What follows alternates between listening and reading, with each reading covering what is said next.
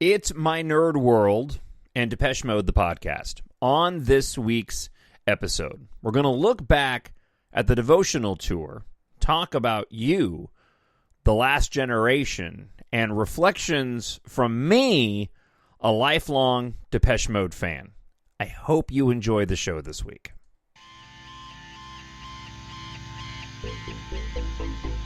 Hello, this is Martin Gore from Depeche Mode. Hi, this is Dave Gahan from Depeche Mode, and you are listening to My Nerd World. And welcome to it. I'm your host, Jon Justice. Glad you are with another Depeche Mode, the podcast. As always, if you want to support My Nerd World and the Depeche Mode podcast, if you enjoy reading, I hope you'll take a moment and check out the science fiction adventure series EMBARK. I'll talk a little bit more about it at the end of this week's episode for those that aren't familiar.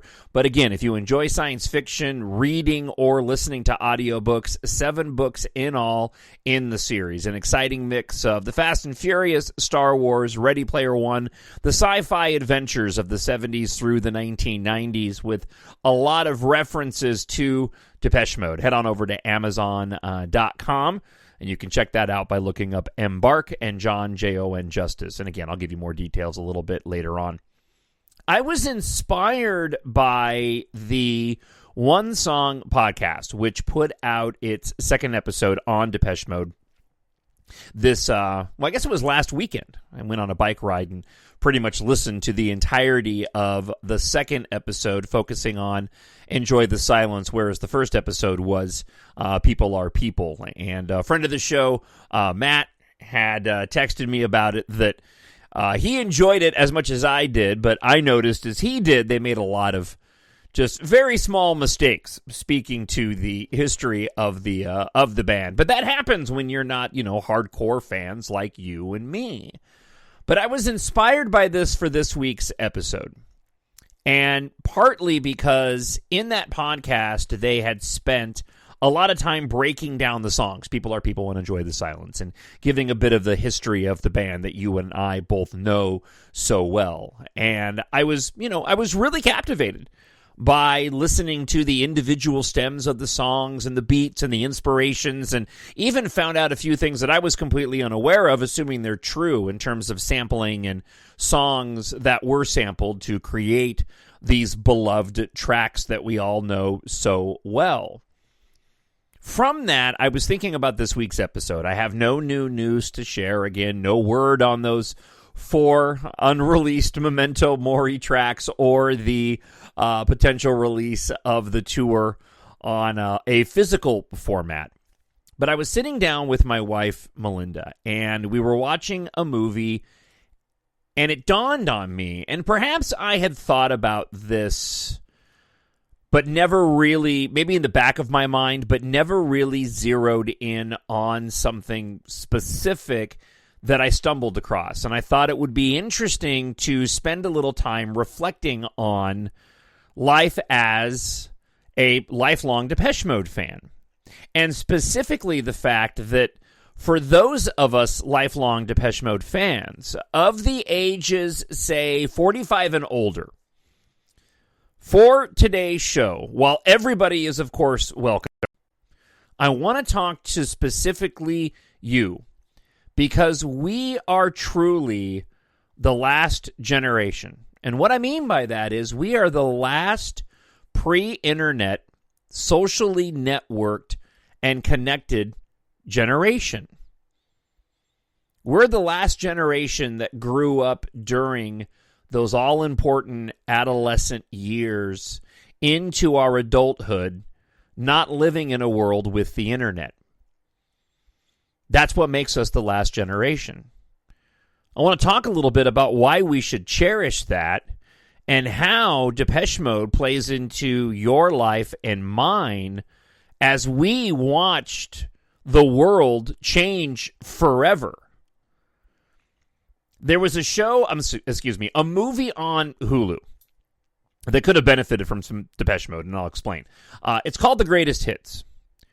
Really enjoyed this film. If you have a chance to watch it, go and check it out. It's a nice little 90-minute, I don't know what you want. I guess you want to call it a fantasy where a girl is able to, this woman, is able to travel back to specific moments in time via songs that she heard during that moment in time. I don't want to spoil anything. When I saw the trailer, I was immediately captivated by this film because that's what music does. Music transports you to a certain place in time. I have an album, Screen Violence by Churches. I absolutely love Churches, and Screen Violence is a fantastic record. It came out going back to 2022. I can't listen to it.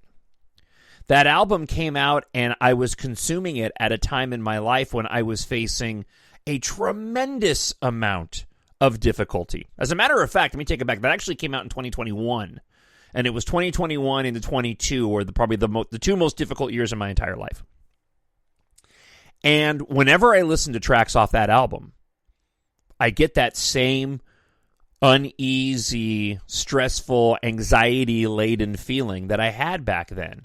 And I've been trying to sort of rid myself from it. I've been trying to listen to this album to hopefully replace those feelings of that time period. And I have a really difficult time. To the point where Churches released a special edition on the streaming platforms where they added in 3 additional tracks that weren't first released on the album. I have no trouble listening to those tracks because I discovered those tracks after that period of time.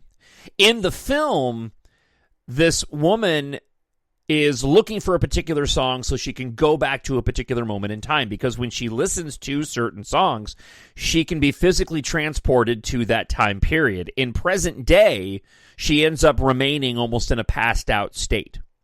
But for the duration of the song, when she travels back, she can stay in the past for the duration of the song. So as we are watching this film, I paused it, and that's when I had this revelation that, oh my gosh, being 52 years old, we're the last generation that lived in the world without the internet, and more specifically, social networking. And as I thought about this further, I realized that there is a very interesting correlation between the arrival of the internet and the history of Depeche Mode. You see, what none of us could have known was that Songs of Faith and Devotion, the Devotional Tour, the band's struggle with their own demons, Alan Wilder's departure, didn't just signal the end of the Depeche Mode that we had known since we discovered them, apart from those of you that found Depeche Mode, say, back at Speak and Spell, where you may have gone through something with the departure of Vince Clarke. But for the majority of us, I think, again, in that age frame between 45 and older, that period of time, from the beginning of the promotional era of Songs of Faith and Devotion to the end of that tour pre-Ultra, everything was changing, not just for the band, but for the world, too. It marked the end of a world in which you and I were raised, wherein we were connected by our love of this band, our face-to-face friendships forged through song and gathering in mass over and over again to watch these masters of sound via synth, pain and suffering in various tempos on stage when we went to the concerts. As the beginning of the rebirth for Depeche Mode with the arrival of Ultra and the singles tour to follow, you and I found ourselves increasingly connected by those, at first, slightly curved computer screens that gave way, the gateway to the internet, that gave way to the flat screen monitors, and eventually the black mirror of our cell mobile phones. Yet we found ourselves ever more physically distant from one another as we all became more interconnected. You see, I'm convinced that as the human race, we were never meant to be connected the way that we are via our social networking, and we have not caught up as a society to that. Now, I don't want to go down that road. I want to keep this on Depeche Mode. I'm going to mark this time period by sharing an article that I found. It's from Far Out magazine. It tells the story of the final tour for Alan Wilder and what almost ended the band. Now, this came out in June of this year. The infamous tour that almost destroyed Depeche Mode. Wanting to change their reputation makes sense. In the 1980s, their synth-pop, youthful facade made many think that they were just fresh-faced band for a younger audience. Shedding such a skin was one sure way to be taken more seriously. Unfortunately, at the dawn of the 1990s, things were looking more serious, but in a way that almost destroyed everything. In 93, in a firm grip of drug and alcohol addiction, Depeche Mode began their Devotional Tour off the back of faith and devotion. It was one of the most extensive tours the band has ever done, lasting 14 months, beginning in early 93, bleeding over into 94 as they continued with the Exotic Tour, promoting the same album. The tour seemed cursed from the onset, with a crew of 120, including a psychiatrist to support Dave during the height of his addiction. The show kicked off with the performance in France. At this point, heroin had become impossible for the lead singer to escape. The drug had infiltrated his life more than he could have ever realized, and the psychiatrist failed to get through to him, mostly due to the fact that he had become willingly ostracized in private rooms when he wasn't on stage. Let me add to this, and again, I'll speak for myself. I can't speak for you, but being 52, in my 20s at that age, when Dave was going through that, living in Southern California, and Dave is almost, about 10 years older than I am. I mean, I was going through my own stage in life of, reaching adulthood, but yet still coming out of adolescence, finding out what I'm going to do in life. And there's just this entire transition that, while I'll only speak for me, I can guess that a lot of us went through during that time period, being of that similar age. Like, we were all going through our own transitions in life as we watched our favorite band go through their struggles.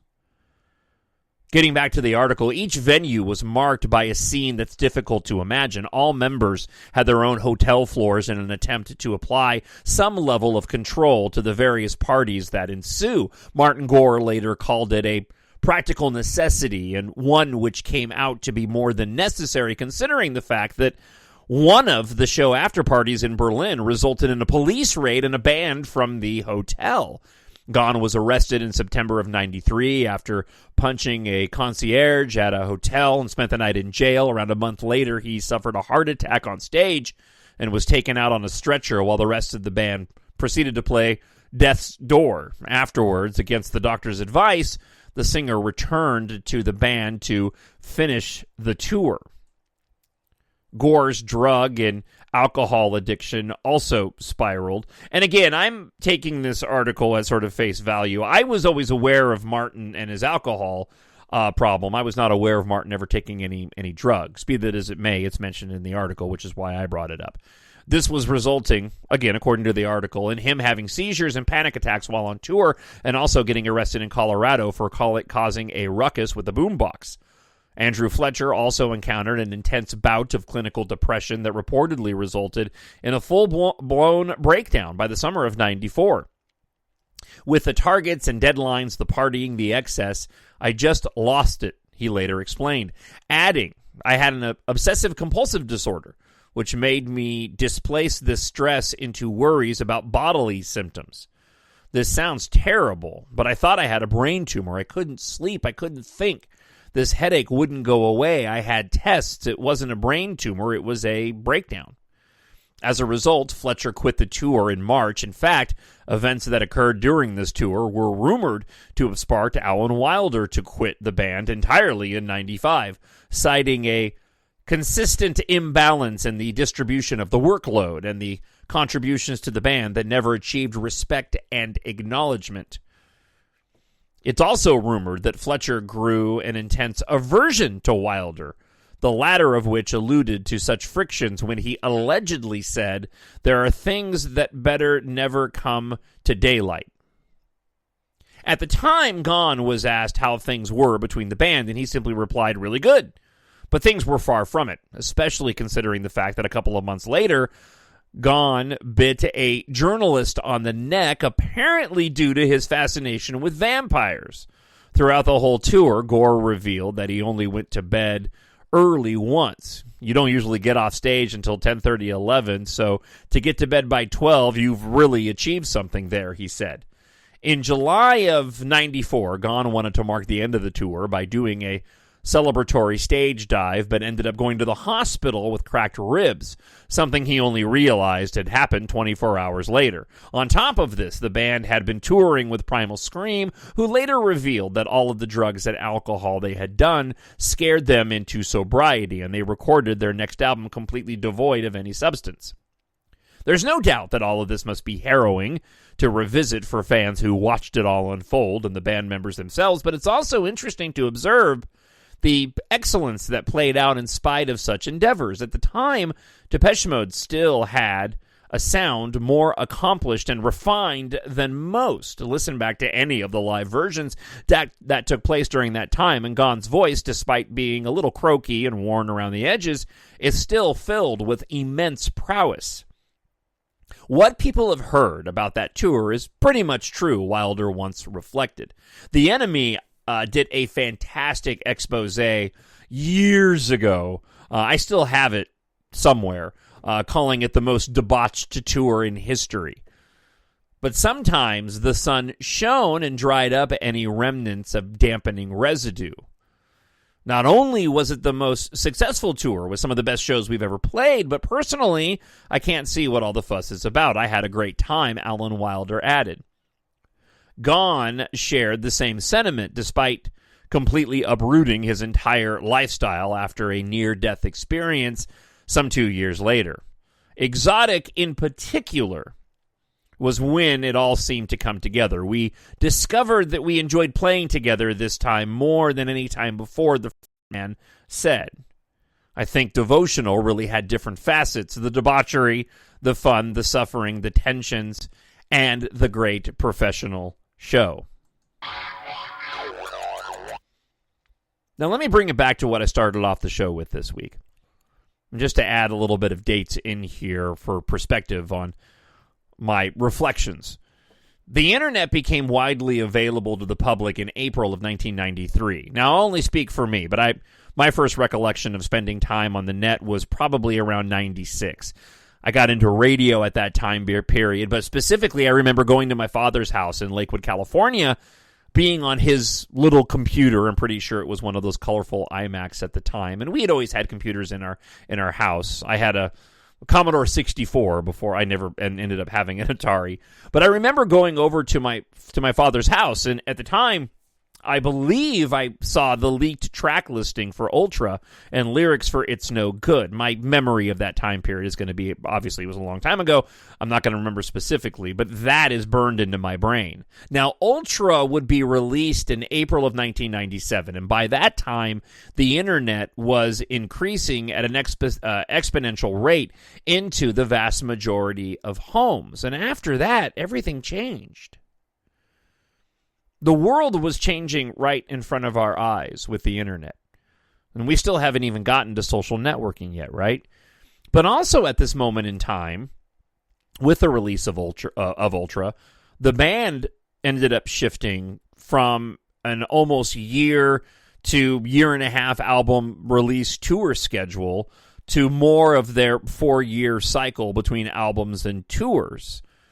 That was only interrupted with the 6-year gap that we had between Spirit and Memento Mori, obviously because of the pandemic.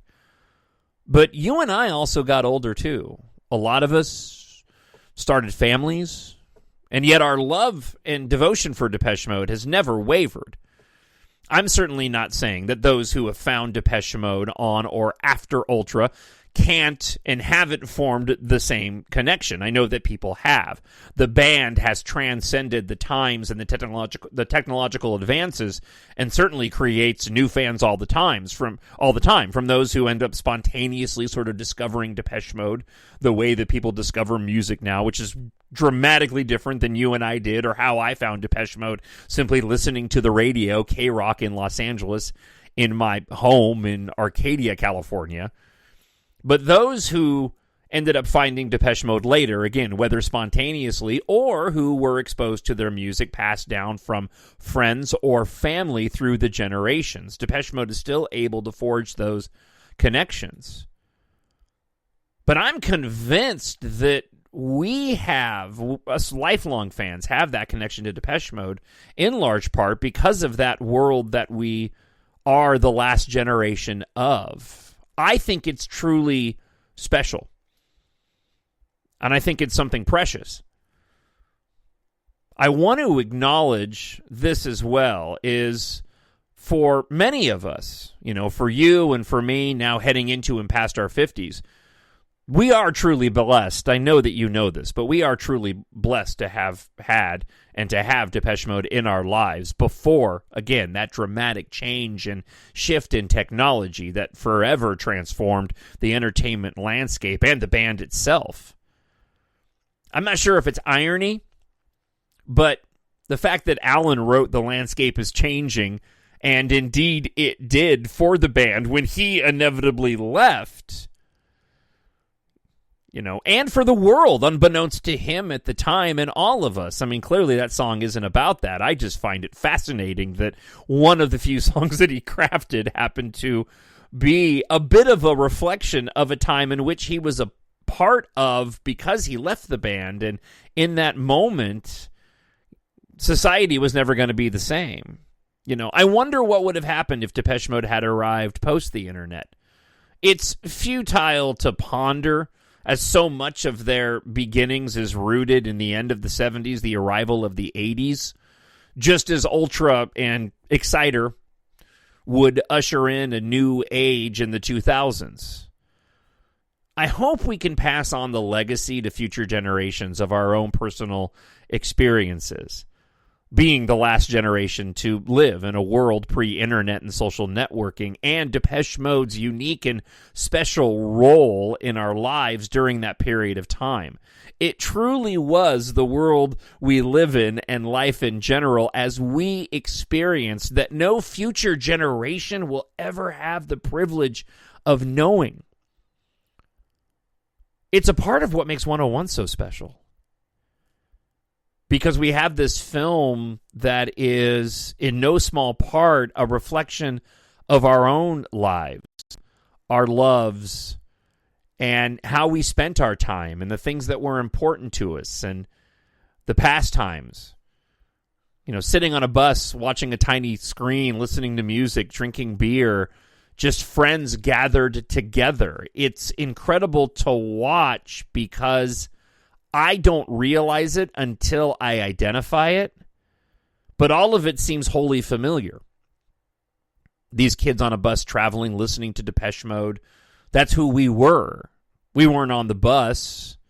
We weren't being followed by D.A. Pennebaker with a camera, but we had our own experiences. I have a whole photo album of different times out, not just seeing Depeche Mode, but dozens and dozens of bands, and pictures of me and my friends in hotel rooms or standing in the parking lot heading down to Tijuana, Mexico to go see OMD or Toad the Wet Sprocket or Nirvana before they ended up playing Nevermind in Los Angeles when they played nothing from Nevermind but only Bleach. And again, but what's interesting is that I recognize that, and yet it isn't the world we live in anymore. You watch any show about any people our age at the time back then, and you'd be hard-pressed to find a minute or two before you see a smartphone in the screen, or just the way people go and communicate, the effort that it took for us to gather our friends, to leave phone messages on answering machines, which were new at the time. Depeche Mode is my constant connection to that glorious, amazing time in my life, as you all are who listen to this podcast. I feel so fortunate. I really, really do. And I'm so thankful I made the decision those years ago to start this podcast for my own enjoyment, and for the most part, it really still is. But it's another part of my life and my lifelong love of Depeche Mode that just adds to the richness of what that band has done in my life. And it's mostly because of their music, the songwriting of Martin Gore and Dave Gahan, and on occasion Alan Wilder, on occasion Vince Clarke, right? But really the bonds that we formed and the friendships that we made, even over the course of the past few years through this podcast. So I hope all of that makes sense. Again, I was inspired by that One Song podcast because they took a very technical aspect to the music, and something that I'm jealous of because I just, I don't have that type of knowledge. But through the nature of what I do, being a talk show host, I'd like to think I know a little bit about the public sphere, and that revelation of us being the last generation really stuck with me. And it was almost instantly that I realized, wow, a big, massive part of that has always been Depeche Mode. All right, let's get to your emails this week. Listener feedback. Those of you who left comments up on YouTube or have emailed me, TalkShowNerd@gmail.com. First, we hear from Constable Hansy, who lists off a number of songs. Puppets, TSARTR, and then Lie to Me, Stripped, Never Let Me Down Again, Clean, World in My Eyes, Sister of Night, Shine, The Sinner in Me, Wrong, Broken, Cover Me, Ghosts Again. What I miss about DM these days, and I seem to be the only one who notices it, is no more sampling. When was the last album with samples on it? Songs of Faith and Devotion? Those strange sounds like Russian radio stations and adult film samples, throwing pots and pans around, all that stuff. Sampling was such an integral part of their sound, and its absence is felt. Think of Clean or I Want You Now with those weird sounds. They wouldn't be the same. Something like Cover Me or Before We Drown could be pushed to a higher level with some tasty sampling. Martin could easily sample and manage his huge Eurorack system, or even his guitars, but these days I get the feeling that they just can't be bothered. I certainly understand what you're saying. I don't personally agree or miss that. And I'll use a rather weird example from one of my other pop culture loves, or my other pop culture love, and that would be Star Wars, of which I'm going to record a podcast coming up just after I finish this one, which, oddly enough, has parallels in terms of the release of those films, the fandom, and how society changed, also being a lifelong Star Wars fan. But the point I want to make is when the sequel trilogy of films came out, I was never a Star Wars fan that needed to see Han, Luke, and Leia in those films. I had their stories in the original trilogy. I didn't have any longing to go on more adventures with them on the big screen. So, I'll apply that to Depeche Mode. I understand what you're saying. That said, I'm okay with the extensive sampling being resigned to that time period in the 80s. And I would add that when you go through the albums, and specifically Sounds of the Universe, I think is probably the closest that we came until we get to Memento Mori in terms of adding in some new elements. I mean, certainly all of the keyboards and the MIDI boards that they had purchased, if you've watched the documentaries, had an influence on that album, for good or bad. But it was certainly like one of the most electronic albums that they had produced, in my opinion, in quite a long time. Now, when you get to Memento Mori, the addition of Marta Solongni as the producer I will say that I appreciated some of those tape loops, especially what they did on Speak to Me. So, probably about as close as we got in terms of sampling, but I know that there are Depeche Mode fans listening who know a lot more about the sampling aspect of it than I do, and I'd be interested to know if perhaps there was sampling that was done, but it wasn't quite as in-your-face as it was going back to those early albums and what we learned on the documentaries for Black Celebration and Some Great Reward. But as always, I thank you, everybody who's written in this week. Easy Tiger UK writes, can't you put pressure on anyone you know within the industry to get those 4 tracks released? Ha ha. We fans want it more so because the album is so bloody good. And Easy Tiger wasn't the only one that pointed this out, because David Hudson wrote as well, I thought it was stated that the band had sold over 100 million albums when they were inducted into the Rock and Roll Hall of Fame. And Easy Tiger mentioned the same thing, saying that they thought it happened around the Exciter era. Honestly, I don't know. And I talked about that on last week's show because I found the article where it stated as such. That might have been the case. I was unable to nail down when exactly the band hit the 100 million album milestone. My guess is that it was said a few years ago that they did, but perhaps it was more of an inevitability. Maybe they hadn't quite hit 100 million, but people were rounding up, assuming that with the release of Memento Mori that they would get there, and they finally did get there. But thank you to everybody who pointed that out. I was unaware. That article was a newer article as of that week, and I even went back and double-checked the date on it, and according to them, the band had just recently hit that. So they could have been, basically riffing off of something that had happened a while ago and just decided to create a new album. Friend of the show, Matt, writing in from San Juan Island, has much to say, and I'm very much looking forward to sharing it with you. It's been 40 years since Some Great Reward was released. Wow, that means we're getting younger, right? That's my story, and I'm sticking to it.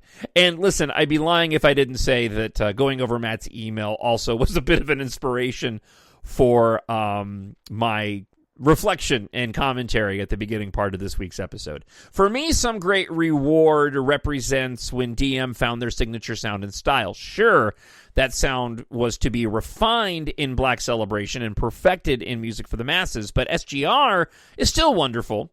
With this album, DM's sampling became more sophisticated, still a bit industrial sounding, but much more melodic and interesting than the sounds on Construction Time Again. And Martin's songwriting took a huge leap forward with this album. Still unconventional, but catchy and haunting in a way that few can match. When I first heard Somebody, I knew its songwriter was special. Martin's ability to write music that is raw and delicate, and at the same time is remarkable. Highlights for me: People Are People. I don't care if Martin hates it. It's a banger. It's unique. And the production is incredible. It doesn't matter who writes a song like this. The genius that is Martin L. Gore, that's who. Completely agree. Lie to Me. This is my kind of pop music. If you want, Alan Wilder, You Are a God. Little G. Blasphemous Rumors. By the way, you are correct. This song is the perfect bridge to Black Celebration. SGR is not quite a masterpiece, but it is super satisfying nonetheless, and the album cover is absolutely classic. I agree with you. The cover art, it absolutely informs my experience with DM's music. That's a really good way to put it, Matt. Thank you. I felt like I was getting lost in how I was describing it, but you're right. Informing your experience with DM's music. And this really comes into focus with SGR. Its artwork instantly comes to mind whenever I listen to the songs. An ominous blue-gray factory looms over a pair of newlyweds. Such a powerful image. They say a picture is worth 1,000 words, and here I agree. The cover art perfectly sums up nearly every track on the album. Any one of the album songs, but especially Something to Do, Lie to Me, It Doesn't Matter, Stories of Old, and If You Want, provide a perfect soundtrack to the album cover. Brian Griffin and Martin Atkins really nailed it. But, when I go back, and again, going back to that time period, and I won't go back over the commentary, but just kind of keep that in the back of your mind. the time period in which we were living in and how people just won't experience that. Those album covers meant so much more. I mean, Matt's right. Those songs at such a young, impressionable age, as I was just finding out about love and lust, Depeche Mode, and especially with Shake the Disease, I know I'm outside of Some Great Reward here, but especially with Shake the Disease, I mean, it made me feel what it was like to love and to lose that love without ever being in love. And the picture of the newlyweds against that background of the factory was such an interesting way in which to provide an uneasy feeling. Like, here you have, right? And again, I'm going back to a young age, and love and sex is going to be big on my mind because I'm, in puberty, and this is what I'm starting to think about. So you think about marriage and being raised in a staunch Christian household, I'm thinking about, well, marriage affords you the opportunity to do the things that I haven't yet, and one day I look forward to doing. And yet it's juxtaposed against this factory in the background. This sort of just raw industrial image. It's quite stark and yet still incredibly emotional. Getting back to Matt's email. The same can be said for Black Celebration, Music for the Masses, and Violator. In my opinion, each of those sleeves is a perfect visual representation of the accompanying tracks, and I can't listen to those albums without thinking about the corresponding artwork. Every time I hear the opening notes of its title track, I instantly think of Black Celebration's monolithic, dark, layered, and maybe claustrophobic artwork. Similarly, I will forever associate the massive cinematic look and feel of Music for the Masses, that album cover, and the opening chords of Never Let Me Down Again. Anthemic and huge, tailor-made to be played through bong megaphones on the sleeve. And the desolate landscape over which the megaphones perch on the gatefold of that album is a perfect accompaniment to the windswept, melancholy chords of Agent Orange. By the way, a great track, just fantastic. Again, what kind of pop band writes and records a song like that? DM, I Bow Down. Finally, the Violator sleeve couldn't be more perfect. Just like the album's music, the artwork is organic but also slick. An unlikely combination, but it works, and it's what makes the album so special. I believe it was Alan who said in an interview, whereas the tracks for Black Celebration and Music for the Masses were purposefully built up layer upon layer, Violator was the opposite. The band stripped the songs down, leaving breathing room for each track to achieve a more organic feel. In my opinion, World in My Eyes is a good example of this. Lots of atmosphere achieved by leaving space between sounds. The end result feels organic but precise, i.e. slick. That's the same feel I get from the album sleeve. Again, genius. The band's releases during this period of time were so thoughtfully executed and wholly integrated visual and aural experience. No wonder I crushed so hard on DM in the mid to late 80s and never recovered. I didn't stand a chance. Frankly, I can't separate the artwork of any of these DM albums from the music itself. The visuals inform the music, and the music informs the visuals. It's a perfect artistic statement, and one more reason why I absolutely love this band. They were the total package, especially so during this era. And again, I'm going to go back and just reflect on the fact that era, again, we didn't know it. We were at the end of an era in that moment. The arrival of Songs of Faith and Devotion was almost counter to what the world was about to experience. I've made this comment before. It almost would have made more sense for Violator to come out after Songs of Faith and Devotion, because Songs of Faith and Devotion, while technologically it advanced Depeche Mode, it brought about a more raw and raucous sound that wasn't necessarily indicative of what was about to come. It was almost as if it was the band saying, hey, we're going to do this different type of Depeche Mode you're not used to. We're going to bring the guitars more forward. We're going to invite drums into the mix. Dave's going to throw on 4 or 5 or 6 more tattoos, grow his hair out with a goatee, and we're all going to go through our demons. One last gasp until we entered into this dramatic technological change that the whole planet went through. And, of course, the band evolved with it. Came out on the other side, just like the rest of us did. On a final note, I want to give a shout-out to 2 of your listeners, writes Matt, who were mentioned on your last pod.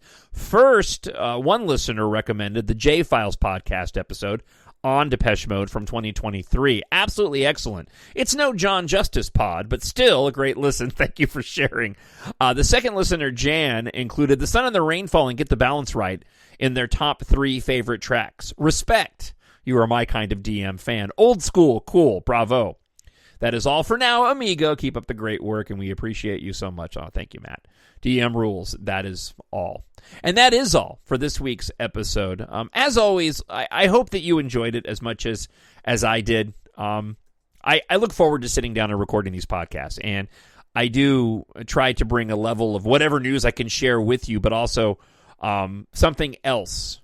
And I hope that you, again, enjoyed this week's episode. And as always, if you do like to read and you enjoy science fiction like I do, one, I hope you'll check out my Star Wars podcast.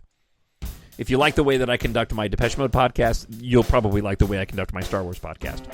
Just search for My Nerd World, a Star Wars show, and you'll find it on a separate feed than where you find Depeche Mode here. Also, I've written a science fiction series because of my love of Star Wars.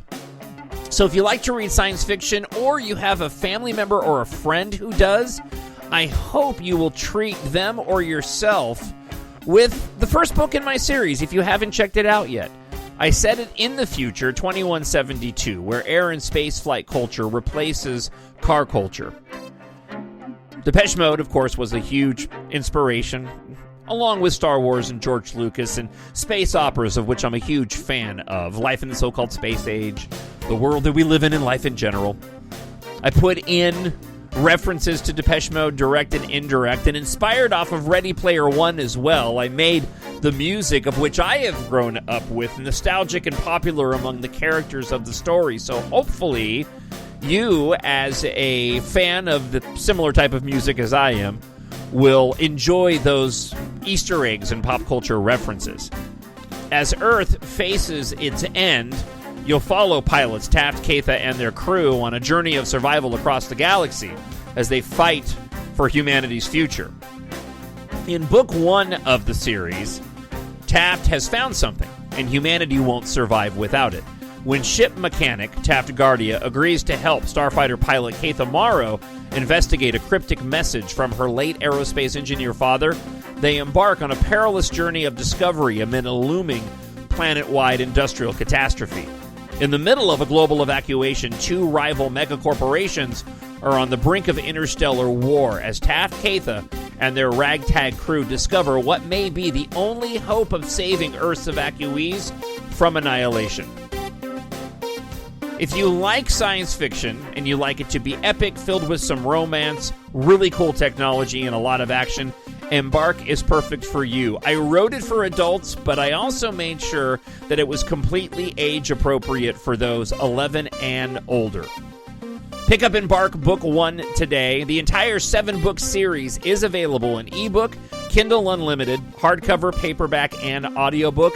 Just head over to Amazon.com and search for EMBARK and Jon Justice. I hope wherever you are happy, you are healthy, and you are safe, and I'll talk to you again next week. God bless. Bye. Hello, this is Martin Gore from Depeche Mode. Hi, this is Dave Gahan from Depeche Mode, and you are listening to My Nerd World.